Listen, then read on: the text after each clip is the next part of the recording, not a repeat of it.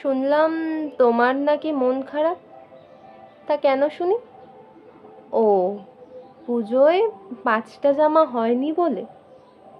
তাহলে একবার ভাবো তো, সেই 9 বছরের ছোট্ট মেয়েটা, তার হয়তো পুজোতে এবছর একটাও জামা হয়নি। গত বছরের জামাটা পরেই তার এবছরের পুজোটা কাটবে। পুজোয় ছুটি না থাকা সেই আর্মি যুবকটা এবারের পুজোটা তার বরফ আর সীমানা দেখেই কাটবে। হয়তো বিয়ের পর এটা তার প্রথম পুজো ছিল।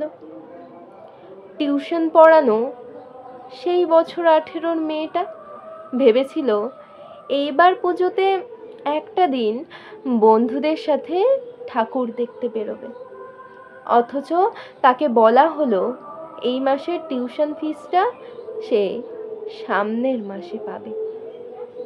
ফুটপাথে খেলনার দোকান দেওয়া সেই মানুষটা, তার ছোট্ট ছেলেটা অনেক আশা নিয়ে তাকে বলেছিল, বাবা পুজোয় একটা দিন আমাদের সাথে তুমি থাকো না।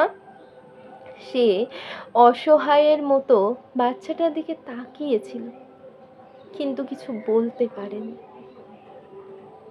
সেই অভাগা মাটার কথা একবার ভেবেছো, যার মেয়েটা এই উৎসবের দিন নিখোঁজ হয়েছিল, যাকে পরে পাওয়া গিয়েছিল কোনো এক জঙ্গলে?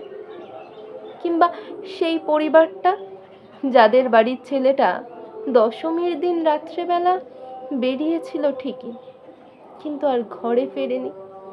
পরদিন সকালে যার দেহটা পাওয়া গিয়েছিল কোনো এক রাস্তার মোড়ে? পুজো ফিরে আসলে সেই পরিবারের মানুষগুলো আজও কিন্তু তাকে মিস করে, মনে পড়ে যায় সেই পুরনো আঘাতগুলো। পুজোর সময় এইরকম আমাদের সাথে অনেক মানুষেরই দেখা হয়, যাদের মনের অনেক ক্ষত নিয়েও তারা ঠিক তাদের কাজটা করে চলে। তাই পুজোর কটা দিন না হয় কারোর সাথে ঝগড়াঝাটি নাই করলাম,